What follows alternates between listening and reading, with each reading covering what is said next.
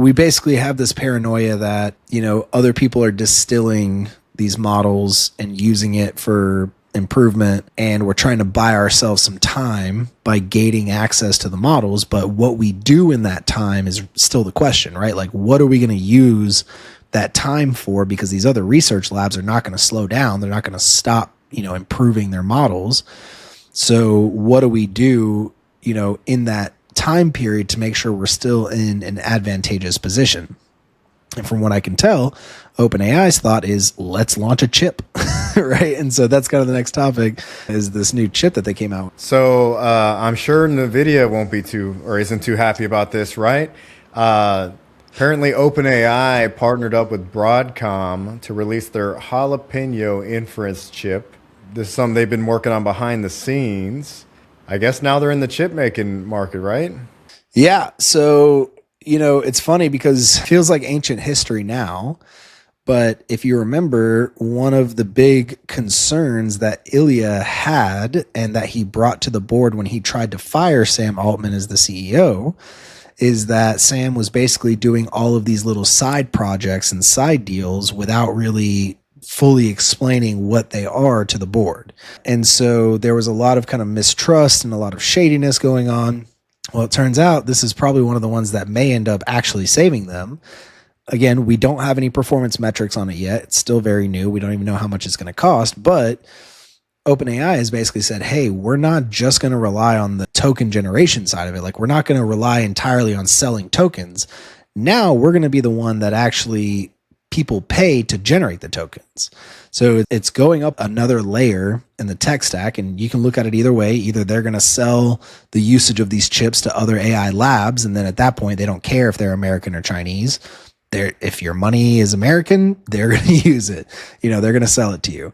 So that's one side to look at it. The other side is to say the competition for compute power is getting so big now, we need to control our own manufacturing. So we're basically cutting out the middlemen, which is in this case Nvidia, and we're not going to rely on third-party chips anymore. We're now going to build our chips in-house, fabricate them in a way that optimizes for our usage patterns and our training patterns and everything that we do. This is the newest chip that OpenAI has partnered with Broadcom for.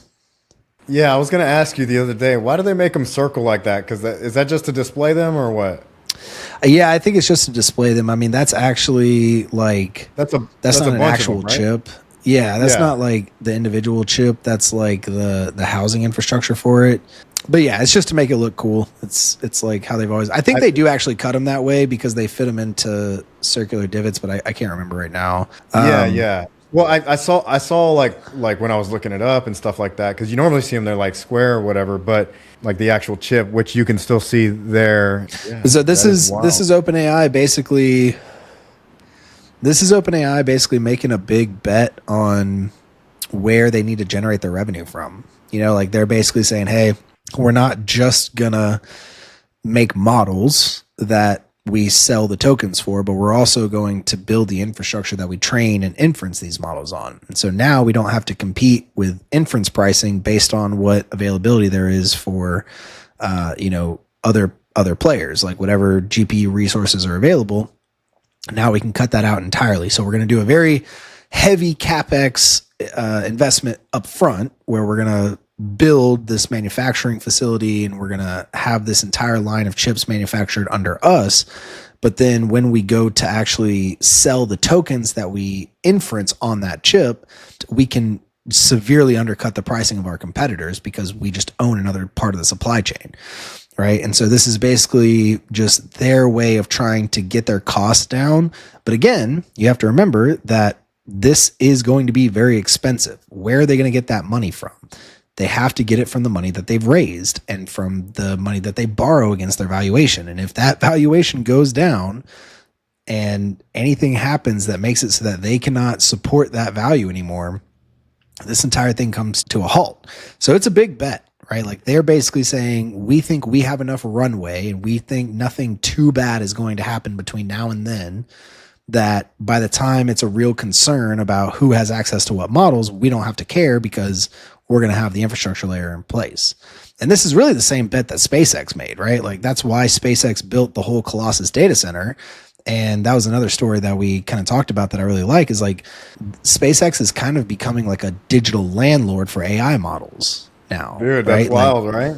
Yeah, like they basically invested all of this money up front to build this 200,000 GPU cluster that a lot of people said was not going to work, which is, in my opinion, the craziest part of all of this. There were a lot of people that were like, we don't currently have any proof that the math scales to this many GPUs, right? Like it started with doing everything on one GPU, and then we got up to a cluster of a dozen, and then we got up to 100, and then we got up to 200. And, before this, the biggest one was like 68,000. And now we just over doubled that with 200,000 GPUs. And so it was a big bet. It was a huge gamble that Elon did to say, like, I think we can get, 200,000 NVIDIA GPUs in parallel to do training efficiently. And lo and behold, that's allegedly what he used to train Grok 3. That's how they're training Grok Imagine, Grok Develop, like all the newest models that are coming out. They're all being trained on Colossus. And they just acquired Cursor. And so the newest Grok that's coming out is going to incorporate the Cursor data, and it's being trained again on Colossus. We're seeing two companies do very similar kind of bets. We know that OpenAI also had the Saudi Arabian data center project going on that unfortunately became at least the threat of a target during this latest global conflict we have going on with Iran. But before that, it was seeming very promising that there was going to be, I think they called it Stargate, like Project Stargate in the Saudi Arabian desert. It's a massive data center that was still under construction. So they both kind of are doing the same thing. Anthropic, on the other hand, is just saying, hey, we're just going to create models that are so powerful that nobody can compete with us. And they're not really going towards they're trying to partner with AWS. Like they just did a big partnership with AWS.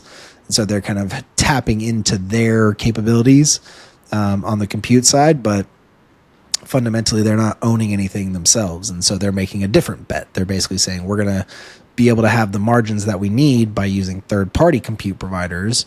But the main value that we're going to provide is going to be the model itself and the ecosystem that we put it into, which I think would be a really cool transition. But any other thoughts from you on this bet that OpenAI is making on the chip side? Yeah, this is very interesting. I mean, I guess they made some room when they abandoned their video model process, or their video model experiment known as Sora. Like you said, Sam Altman had some side projects he's been working on, which I think is funny. You had mentioned that was what Ilya had a big problem with was, and that I feel like that's the difference between a scientist and an entrepreneur. You know what I mean? Like Sam's trying to make sure they got money in the bank so they can actually exist. You know what I'm saying? Yeah. Whereas like that's not so much the concern. Hey, what's going on? David from SaaS with DaaS podcast. Make sure you click over here for some of our other episodes from the podcast. We'll see you on the next one.